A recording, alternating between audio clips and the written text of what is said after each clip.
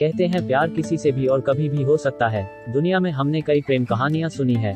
ऐसी ही एक love story Rajasthan की मुमल महेंद्र की है। मुमल राजस्थान के जैसलमेर के लौद्रवा की रहने वाली थी, वहीं महेंद्र अमरकोट पाकिस्तान के रहने वाले थे। लौद्रवा जैसलमेर के पास बहने वाली काक नदी के पास बसा हुआ है और यही राजकुमारी मुमल का महल भी था, जिसे एकथम्भिया महल के नाम से जाना जाता है। मुमल महल के मेड़ी पर रहती थी।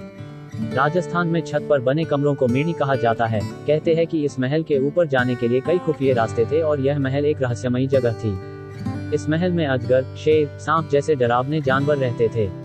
कहते हैं कि मुमल ने सभा में यह ऐलान किया था कि जो राजा इन सभी डरावने जानवरों से लड़कर मुझ तक पहुंच गए, मैं उसी के साथ शादी करूं। राजकुमारी मुमल इतनी खूबसूरत थी कि उनकी खूबसूरती के चर्चे गुजरात, मारवाड़, ईरान, इराक और सिंध तक फैले हुए थे।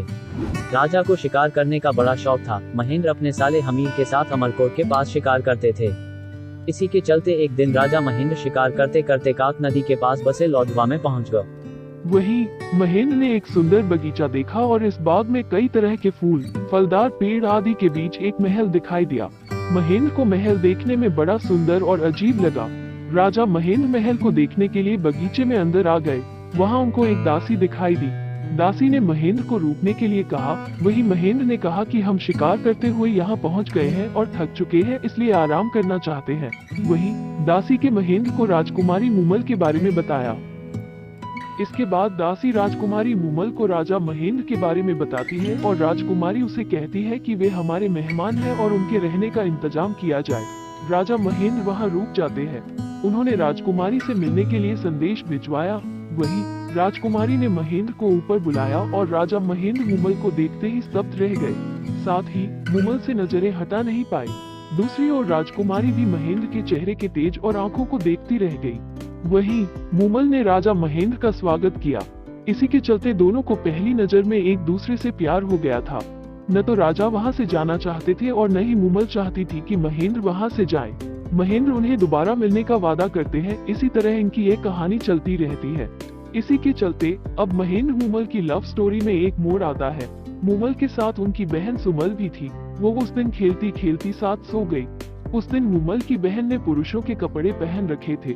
वहीं जब राजा वहां पहुंचा और उसने ये देखा तो महेंद्र ने सोचा कि मुमल के साथ ये पुरुष कौन है। ये देख राजा वापस लौट गया और महेंद्र का चाबुक टूटकर वहीं गिर गया। राजा ने सोचा कि मुमल किसी और से भी प्रेम करती है। सुबह मुमल उठी और उसने वो चाबुक देखा और समझ गई कि यहाँ राजा आए थे और उन्हें बिना मिले राजा महेंद्र के लौट जाने की वजह भी उन्हें पता चल गई।